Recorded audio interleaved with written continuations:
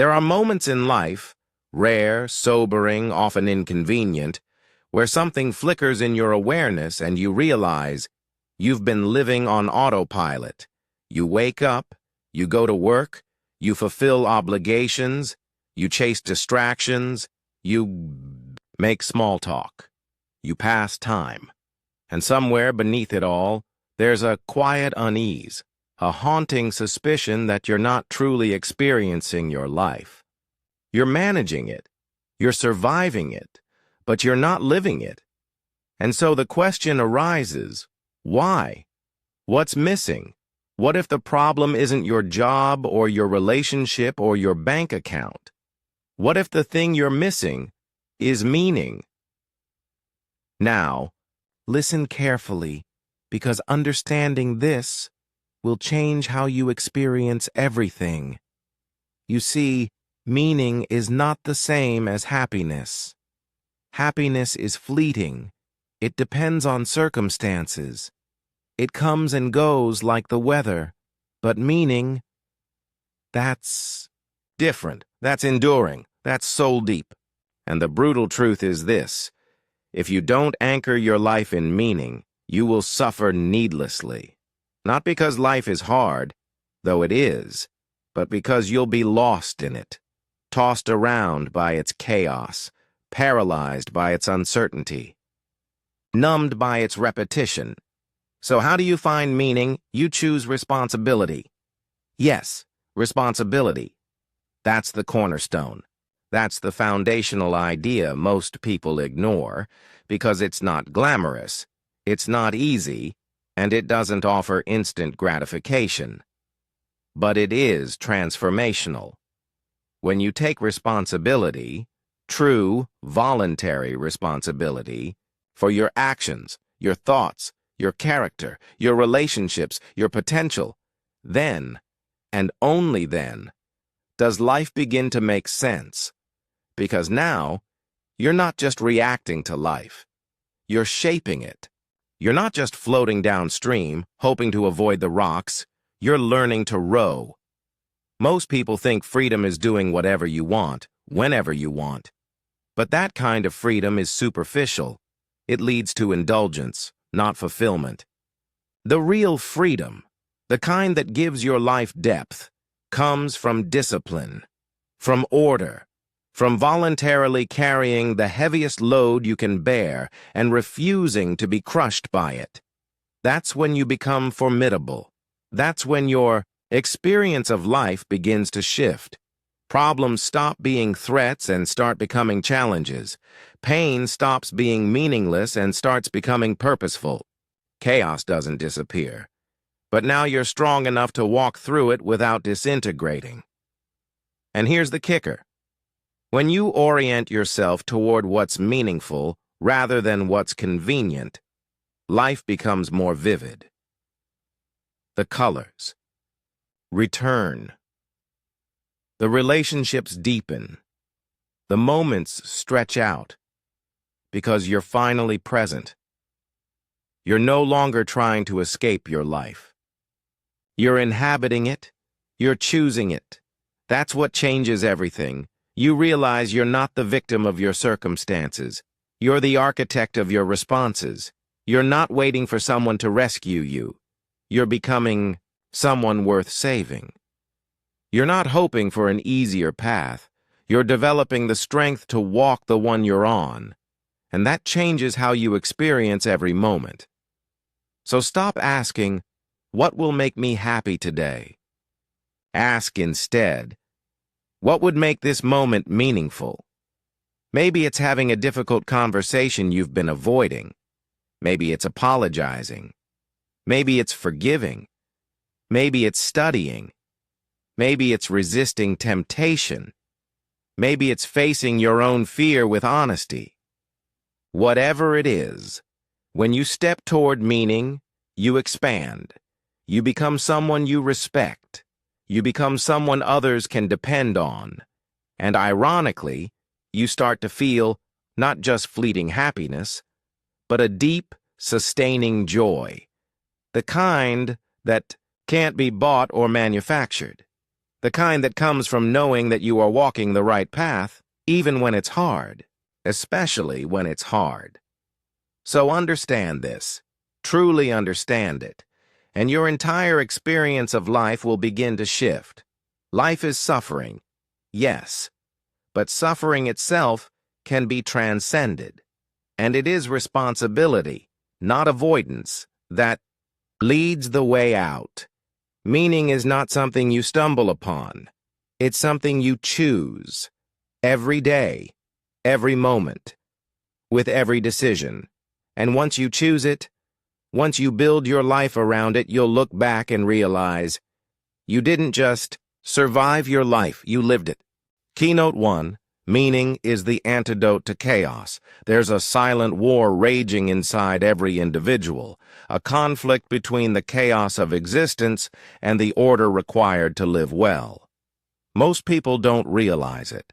They go about their days in a kind of hypnotic trance, assuming that if they simply follow the rules laid out for them, get the job, find the partner, earn the money, life will sort itself out. But something inside them knows better, something unsettled, because no matter how neatly life appears arranged on the outside, there is always turbulence within. It is the chaos of unprocessed emotions, unspoken truths, unrealized potential, and unmet responsibility. Chaos isn't some abstract concept. It's the exact sensation you feel when the world you thought you understood suddenly collapses, when you lose your job, when the relationship you depended on falls apart, when illness strikes or tragedy rips the ground from beneath your feet. It's not just stress or sadness, it's disorientation.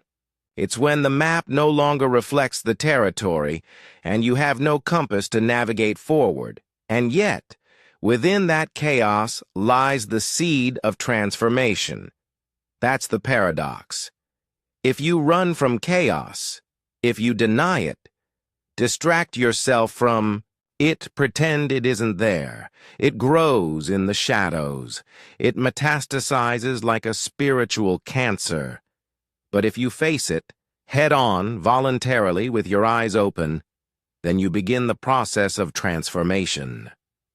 And the tool you use to transform chaos into order is not control. It's not power. It's not pleasure. It's meaning. Meaning is the lens through which chaos becomes manageable. It doesn't erase pain, but it gives pain a context. It doesn't eliminate suffering, but it imbues suffering with purpose. And that is the fundamental difference between a life that disintegrates under pressure and a life that grows stronger because of it. Think of Viktor Frankl, the psychologist who survived the concentration camps. He observed firsthand that those who had a clear sense of meaning, those who believed their suffering had a purpose, were far more likely to survive than those who didn't. He said, "Those who have a why to live can bear almost any how." That insight has shaped the psychological sciences for decades, but more importantly, it reflects a deep archetypal truth. Meaning doesn't just help you survive, it changes how you experience every moment of life. People often confuse meaning with happiness, but happiness is a byproduct, not a foundation. You can't chase it directly. The pursuit of happiness as a goal leads to self-indulgence, narcissism, and avoidance of difficulty. Happiness is like sunlight. It warms you when the sky is clear, but you cannot bottle it. Meaning, however, is the internal flame. It burns even on the darkest days. And when you live in alignment with meaning, happiness often follows. Not because you sought it, but because you did what was right, what was necessary, what was good. So how do you orient yourself toward meaning? The first step is to voluntarily accept responsibility. That doesn't mean taking on everything. It means taking on your share, the part of the world that's yours to carry. Start by asking, What am I avoiding? What difficult conversations have I delayed? What habits are dragging me downward? What truth have I refused to admit? These questions hurt, but they expose the precise places where growth must occur. Responsibility is not a burden. It is the path to dignity, and dignity matters. Because when you carry something worthwhile, a goal, a commitment, a vision, you walk differently. You speak differently. You suffer differently. Your pain becomes part of a larger narrative. It is no longer just your pain. It is the necessary suffering that accompanies growth. In a world obsessed with ease and convenience, choosing responsibility looks radical. But it's not heroism. It's maturity. The mature individual doesn't expect the world to cater to their whims. They aim to become strong enough to handle reality and to improve it where they can. That is where meaning is born. Now consider the ripple effects. When you orient yourself to meaning, you stabilize your identity. Your relationships improve, not because you manipulate others to get what you want, but because you become trustworthy. You stop trying to extract value from others and start aiming to bring value into the world. That shift from self-centeredness to service is profound. It's the cornerstone of a well-lived life. Meaning is also the antidote to nihilism. And nihilism is the great poison of our age. When people lose a sense of purpose, when they believe that life is random and nothing ultimately matters, they don't become free. They become anxious, depressed, and often dangerous. Because the soul cannot live without meaning. If it doesn't find it in truth, it will invent it in ideology. If it doesn't find it in service, it will seek it in self-destruction.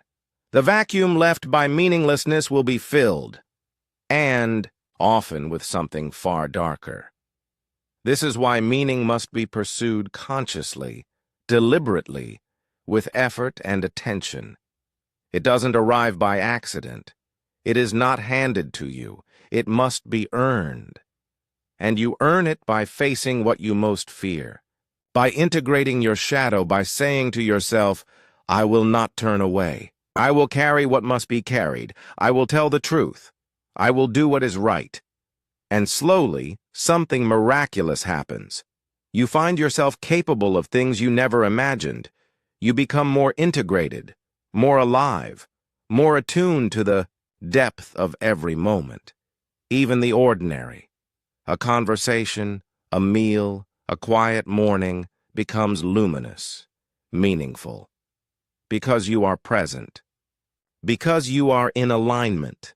And it is that alignment between your values, your actions, your responsibilities, and your sacrifices that changes how you experience your entire life. Keynote 2. Responsibility is the gateway to meaning. There's a single principle that unlocks the highest levels of psychological strength, emotional resilience, and spiritual maturity. It is this: responsibility is the gateway to meaning. This is not merely a moral claim, it's a psychological law. Wherever responsibility is absent, life becomes shallow, chaotic, and riddled with resentment. Wherever it is embraced, life deepens, and more importantly, you deepen. It is no coincidence that the people who report the greatest sense of fulfillment are not those with the fewest problems, but those who have voluntarily taken on the greatest responsibilities. Parents, teachers, entrepreneurs, healers, protectors. These roles are difficult, they are heavy, but they matter. And when you carry what matters, your suffering transforms. It becomes purposeful. But responsibility isn't glamorous. It doesn't offer quick rewards. It requires discipline, sacrifice, and often thankless effort. So modern culture, obsessed with instant gratification, has taught people to avoid responsibility, like a disease. We've replaced duty with desire. We've taught people to ask, "What do I want?" instead of, "What am I called to do?" And the result is widespread aimlessness. But here's the paradox. When you focus only on yourself, your world shrinks. Your problems become magnified. Your sense of self becomes fragile. But when you take responsibility, not just for your own well-being, but for others, for the future, for something greater than yourself, your world expands. You grow in proportion to what you are willing to shoulder. Responsibility gives you identity, not the shallow identity of personal branding or social media labels, but deep identity, the kind forged through consistent action, integrity, and sacrifice. You become someone with substance, and that substance stabilizes your life. It also demands that you tell the truth. You cannot take real responsibility while living in denial. You must see things as they are, not as you wish they were. That includes seeing yourself as you are, flawed, capable, afraid, and full of untapped potential. Taking responsibility means owning both your weakness and your power. It means saying, "No one is coming to save me. I must become the kind of person who can save myself, and perhaps even others." This shift is profound. It takes you from a victim mindset to a growth mindset. It turns complaint into commitment. It turns insecurity into inner strength. But it starts small. Clean your room. Fix your sleep schedule. Apologize sincerely. Stick to a plan. Finish the book you started. Call the family member you've avoided. These are not trivial tasks. They are sacred, because they are the first bricks in the foundation of a life that matters. As your responsibility grows, so does your capacity. You realize you can bear more than you imagined, and this realization breeds confidence, not arrogance, but earned confidence, the kind that says, "I've faced worse than this and I'm still standing." That confidence cannot be faked. It comes only from experience, from responsibility shouldered, from suffering transformed, and perhaps most importantly, responsibility reorders your desires. You stop chasing pleasure. You start pursuing virtue. You begin to crave the discipline that leads to growth, the challenge that reveals your strength, the suffering that deepens your soul, and that is when life changes. Not because the world changes, but because you do.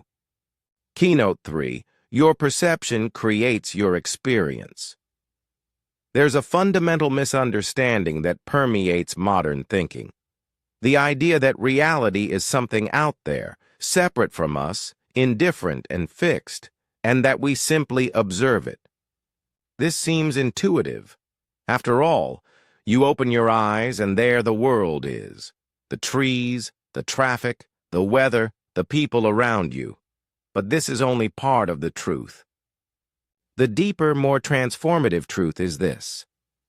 You do not experience reality as it is. You experience reality through the lens of your perception. And this perception is shaped not by facts, but by your beliefs, emotions, past experiences, goals, traumas, and expectations. In other words, what you call your experience of life is not the world itself, but your interpretation of it. This might sound philosophical, but it has enormous psychological implications, because if your perception shapes your reality, then by changing how you see, you quite literally change the world you live in. Not in a magical way, but in a profoundly psychological and behavioral way. Let's break it down. Two people can walk through the same day and have completely different experiences. One sees beauty, opportunity, and purpose. The other sees boredom, threat, and futility. One feels grateful for a job that allows them to grow. The other feels resentful for a job that isn't glamorous. One sees failure as feedback. The other sees failure as final. Same environment, different lens. And that lens determines not just mood, but action, and action determines outcome. That's how your perception slowly sculpts your life. Now, this isn't about positive thinking in the superficial sense, pretending everything is fine or putting a smile on when your world is burning down.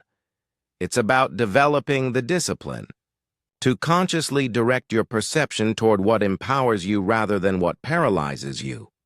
For instance, consider the victim mindset. It says, life is happening to me. I'm at the mercy of other people, institutions, bad luck, and my past. This mindset might feel emotionally validating in the short term. It absolves you from responsibility, but it robs you of agency. You can't act powerfully if you believe you're powerless. Now contrast that with the responsible mindset. Life is happening through me. I can't control everything, but I can always choose how I respond. I can grow, adapt, learn, and shape my future. That shift in perception, from helplessness to ownership, alters your emotional state, your behavior, and eventually your reality. Let's consider another example. Relationships. If you perceive other people as inherently untrustworthy, you will behave with defensiveness and suspicion. This behavior then creates a feedback loop. People will sense your guardedness and respond accordingly, fulfilling your original perception. But if you believe that most people are fundamentally good and worth knowing, you approach them with openness and warmth, and, surprise, that openness tends to elicit trust and connection. Same world, different perception, different results. This is how cognitive distortions work. If you believe you're not worthy of success, your brain will filter out evidence that contradicts that belief and magnify anything that confirms it. You'll dismiss praise as flattery, downplay achievements, and unconsciously sabotage opportunities. It's not that the world is against you, your perception is against you. So the work, the deep, life-altering work, begins with awareness. Start noticing your habitual thought patterns. What narratives are you repeating to yourself? What assumptions do you make about people, yourself, your potential? Are those assumptions empowering you or imprisoning you? Then begin to challenge them. Ask, is this belief objectively true, or is it just familiar? Is there another way to see this situation that would make me stronger rather than weaker? This is the essence of cognitive restructuring, one of the most powerful tools in psychology. You are literally rewiring your brain by rewiring your perception. Neuroscience confirms this. The brain is not a passive receiver of data. It is a predictive engine. It doesn't simply process reality.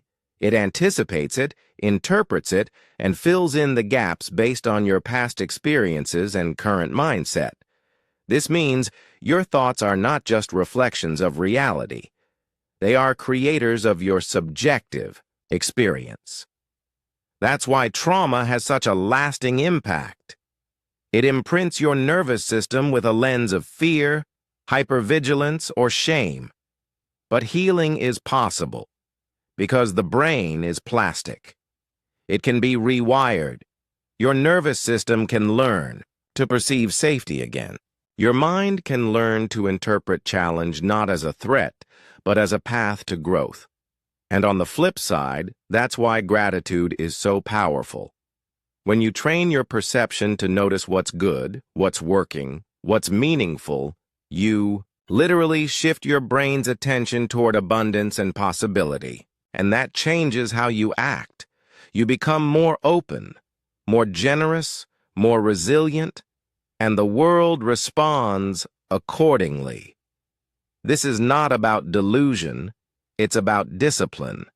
It's about refusing to let your fears, your past wounds, or your culture dictate how you see. It's about reclaiming the steering wheel of your attention, because perception is not passive. It is creative, and it is your sacred task to create a perception of the world that allows you to grow, love, serve, and live with integrity. Keynote 4. Emotions are messengers, not masters. The modern world has taught people two equally dangerous lies about emotions. The first is that emotions are everything, that whatever you feel is true and must be obeyed. The second is that emotions are weak, that they must be suppressed, denied, or overpowered by will alone. Both approaches lead to suffering. The truth is more nuanced, more ancient, and far more transformative. Emotions are messengers, not masters. They are signals, not scripts. They point to what matters, but they do not dictate what is real.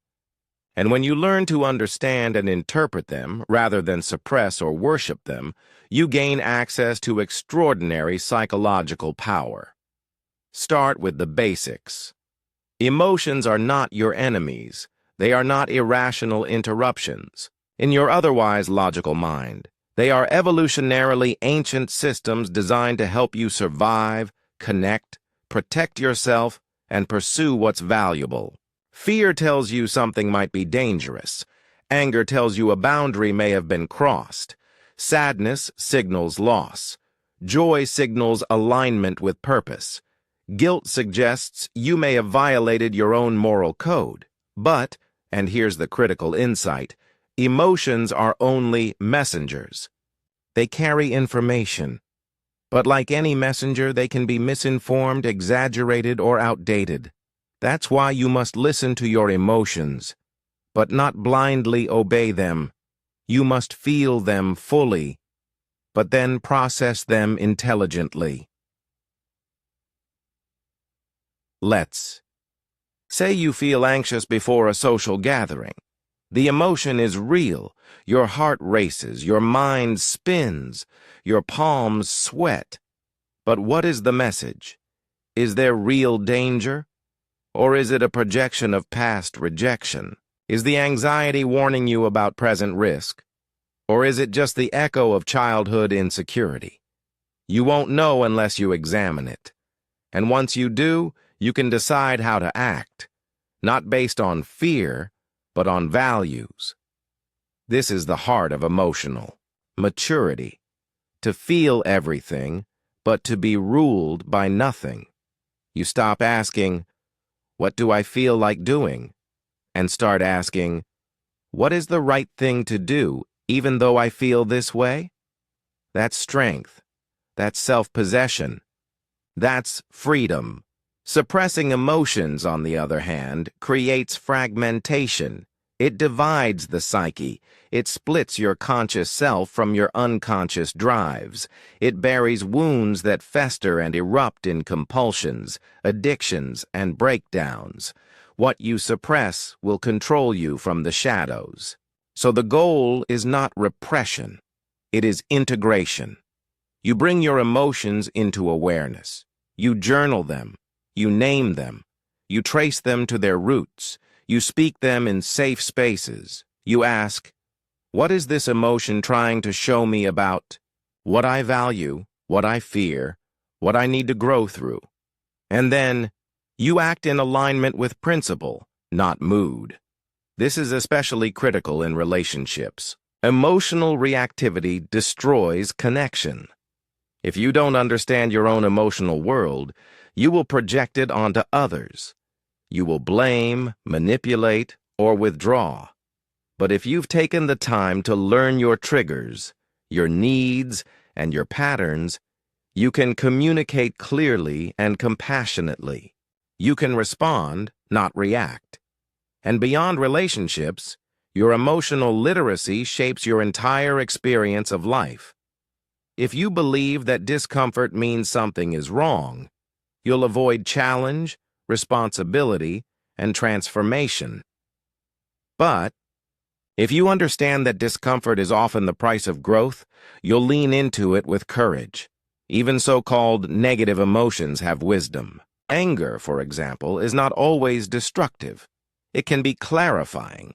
It can reveal where you've been tolerating mistreatment or betraying your own boundaries.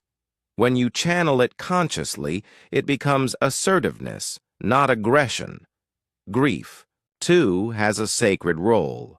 It breaks your heart open, not just with pain, but with depth. It shows you what you truly love. It can tenderize the soul, make you more compassionate, more connected to the suffering of others, but only if you let it. Move through you, not freeze you in place. So the invitation is this: stop running from your emotions. Stop worshiping them. Start listening to them, like wise but imperfect guides. Let them inform your path, not dictate it. Let them deepen your humanity, not hijack your choices, because when emotions are understood, they become allies. When they're ignored or idolized, they become tyrants. Mastering this distinction, that emotions are messengers, N4OB. So the question that stands before you now is not merely one of intellect, it's one of courage. Will you walk through life asleep, letting comfort rob you of transformation?